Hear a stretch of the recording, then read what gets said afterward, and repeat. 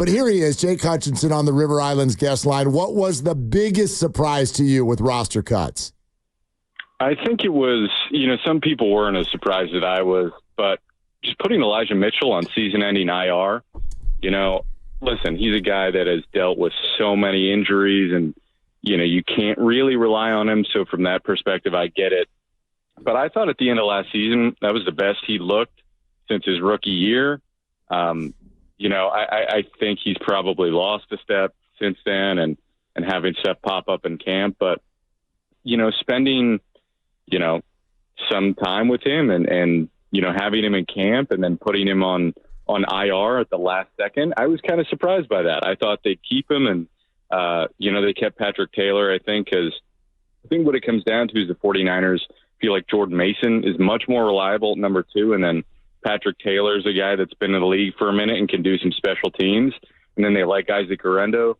But still, it's pretty ruthless. Elijah Mitchell's going to be a free agent next year, being on IR all the season, assuming he just holds on to there and doesn't have an injury settlement. It's a pretty ruthless business. Yeah, it's tough, especially when, you have a guy who contributed so much and yet he's been passed over by Mason, and you got Guerrero as a rookie and you want to use him on kick return at least. The other one, Hutch, that kind of was curious to me was the 7 wide receivers that they kept. Is Ronnie Bell just, still going to rent week to week and not looking to buy property here in the Bay Area?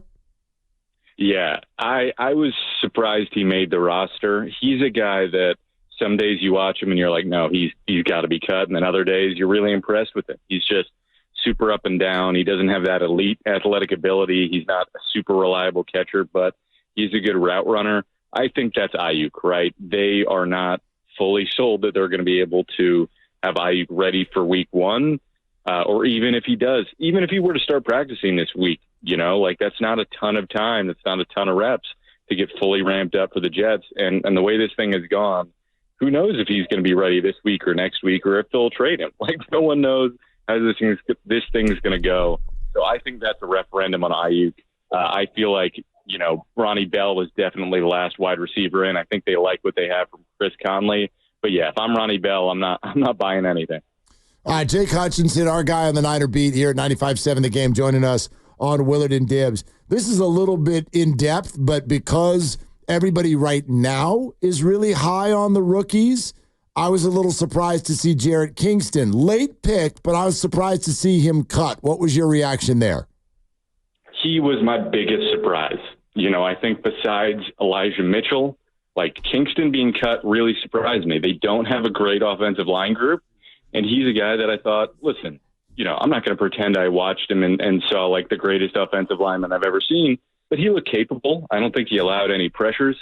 And for them not to keep him and keep 7 wide receivers and keep 6 linebackers, and then, they brought Ambry Thomas on, he'll probably go on IR along with Feliciano. But I was surprised. I thought Kingston would probably make this roster from the outset. And, I'm right there with you. I think they like their draft picks. And for him to be the one that's the odd man out kind of shocked me. What about the defensive line, where you've had some injuries and you've got a couple of guys who are day-to-day and week-to-week, yet you kept 9 defensive linemen? Does it feel like this is going to be the final 9, or might there still be some movement with a late free agent and somebody else still getting cut? Yeah, to me, I thought they were going to keep 8. They had, their top with Bosa, and then they had Leonard Floyd and the 2 defensive tackles. And then you have the group behind them. That's the backups. I think Yetur Gross-Matos and Leonard Floyd having those knee sprains, I think they thought, all right, let's keep an extra one. I honestly liked what I saw from Sam Aquanu, number 91. He's the guy that made it on. That was sort of a surprise. I think listen, it's a pretty bleak defensive line group. There's not a lot of depth. He was the only guy I really saw that was showing some sort of capability, both in the pass rush and in the run game, to earn a spot on this roster.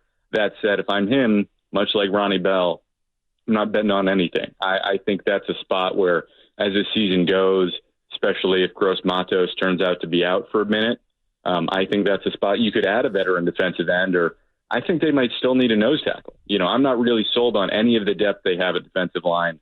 So I would say that situation is probably going to be fluid for most of the season until they add a veteran. My bad. Hutch, I want you to pick a side here because I've been saying all day that I think, and this is beyond Kingston not making the team, but the fact that Hubbard was cut and they only kept 2 tackles says to me the Niners very much still feel like Trent Williams is going to be in the building very soon. Does it not mean that? And I'm overthinking it, or am I onto something there? What I would say about Chris Hubbard is he didn't show me much, and Brandon Parker showed less. I think that's a situation where if it's Jalen Moore day one, they bump up Hubbard from practice squad. Now, the more pressing question, Trent Williams, I think the Niners are playing with fire here, and Trent Williams is not a guy who messes around or just pretends that he's not going to do something. Trent Williams will just sit out. He will, if they don't pay him what he wants, Trent Williams will sit out and be content. And I think that he knows the Niners can't afford to do that. So until the Niners decide, okay, we're going to meet Trent Williams' asking price, they're going to have to look into going into this season with Jalen Moore. And that's not something you want to do going into like a primetime week 1 against the New York Jets defense that is going to be hungry. Yeah, fool around and find out is kind of what Trent Williams is saying to the front office there. 2 tight ends, Hutch, are they going to eventually add a third? They have to add a third, right? They can't go forward with just 2. Yeah, that also surprised me. I thought Eric Saubert was a lock for this roster. I think he's a really solid veteran blocking tight end and, has decent hands. I will say right there, Jake Tonjes was a guy that's not been on a lot of people's radar. He really, really played himself onto this roster, played super well. I've been impressed with him, and the fact that they cut 5 and kept him is proof of that. I think you're right. They've got to add a third at some point, whether it's Saubert, or somebody else.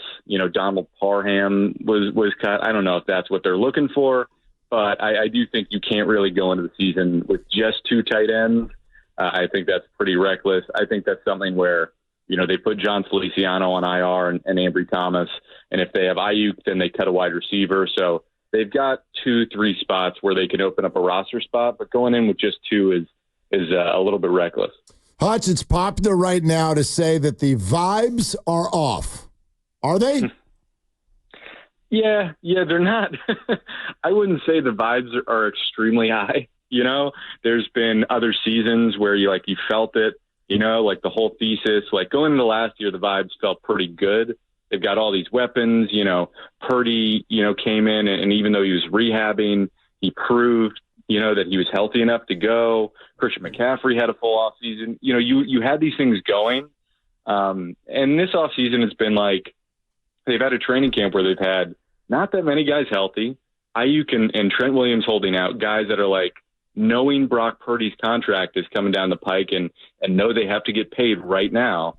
And that's been looming over this whole thing. So to pretend that none of that matters and that the vibes are just excellent isn't accurate. They've been a little weird. Aiyuk's thing where he sometimes shows up on the sidelines and then he's gone for a few days and then he's back, and it's a little weird. So I don't know if that will end up mattering if they get deals done and they figure this all out. And they come down the stretch and this team is still the best roster in football. But, yeah, I'm with you. The vibes have definitely been a little bit off at some. Are you getting any sense that with the Brandon Aiyuk negotiation that there's any movement? Are we at a stalemate? How would you characterize it with 13 days to go until the opener? I would characterize it as exhausting. We feel the same way. Man. Yep. It's just like somebody cave. Because listen, none of us have the energy to keep dealing with this thing of will they, won't they. Guys, just kiss, just get over with it, just someone say, okay. But the CeeDee Lamb deal coming in, I think Aiyuk's just going to be even more stubborn. The 49ers are going to say, you're not worth $34 million a year. And I get it from their side. And I get it from Aiyuk's side of being like, listen, I'm worth whatever the market says I'm worth. So, this thing doesn't feel like, it felt like a couple weeks ago there was movement, and then now it just feels stagnant as exhausting as it was a few weeks ago. So I can't make any predictions with this thing. It's just saga that refuses to end and has drained all of us of any joy for the offseason. All right, there it is. He says, I can't make any predictions on this thing, so I'm going to follow up with this question. Hey, Hutch, what's your prediction? No, do you, if I were to sit here today and be like, the Jets game, like do Trent and Brandon both have helmets? Only one of them has helmets. Neither of them have helmets. What do you think? I'd be shocked if they couldn't get at least one of them in uniform for that game. That would be a massive indictment of the way they've approached this thing, because it's irresponsible not to have two of your star players ready when they're both healthy and available. That's just like choose one of them at least, like you have to have that sort of responsibility to it. Which one is more likely? I'm not sure. I think Trent is clearly the more valuable player. I think if they were saying, okay, can we survive without Aiyuk? I think they would say, okay, maybe we can. Maybe we can use Pearsall and Conley and work it out. And maybe they just force Aiyuk to play on that fifth-year option, because that's something that they haven't been willing to go to, but it's right there. If they want to force him to play on that, they absolutely could. It's been something that's looming over this, and they haven't wanted to go in that direction for good reason. But that's there. I think, though, if you go in without Trent Williams and you want to bet on Brock Purdy having this great year, it's just reckless not to have the greatest left tackle in the game protecting him. I would be, if they don't have him ready for the Jets, that's a massive indictment of this front office. And I think it could go even until the week before. But I think you look at that Friday, September 6th, that's like the one practice that they really have before the game. If he's not there by then, that's when you really start to sweat this thing. Yeah, Hutch, I completely agree with you. You mentioned, though, on the wide receiver position, are they still fired up on Pearsall, or has the shoulder injury kind of like tempered their expectations? Yeah, I'm trying to find a word that's like fired up but a little scared, because I think that's how they feel. Like if he's healthy and he can play through this thing, and I think it's something where I looked up subluxation. It's not a dislocation, but it is like sort of similar, and it's something where if you let it heal and you rehab it, it can get better. I think that's something where they just said no contact, keep him out of that. Let's just protect him as long as we can. Listen, when he's on the field, he looks like an NFL receiver who could become a very good NFL receiver. He can run routes. He's got size. He's really athletic. And so I think they are still excited about him, but at the same time has not done it in an NFL game. So you can be excited and simultaneously like, all right, we're going to have to rip the Band-Aid off at this point and not know what it looks like underneath. And so I think that's how they feel. And I think once they get through even one game with him and he holds up, they'll feel a whole lot better. But I do think they're still excited about him, just maybe a little bit anxious. Hutch, great stuff, man. We love having you. Thank you. Thank you for having me on. Appreciate you guys.